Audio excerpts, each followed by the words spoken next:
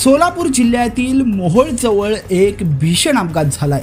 Truck, mini bus आणि दुचाकीचा विचित्र अपघात होऊन एक जणाचा जागीच मृत्यू झाल्याची प्राथमिक माहिती मिळत आहे। तर या अपघातामध्ये 10 जण गंभीर जखमी झालेले आहेत। हा भीषण अपघात मोहोळमधील लांबोटी या गावाजवळ घडलाय।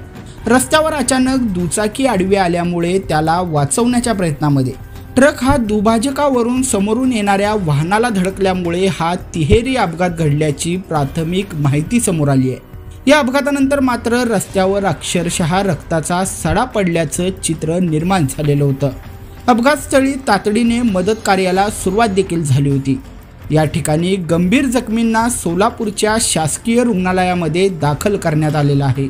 मात्र या अपघातामध्ये मयत झालेल्या इसमाची अजूनही ओळख पटलेली नाहीये। याबाबत मोहोळ पोलीस हे अधिक तपास करीत आहेत।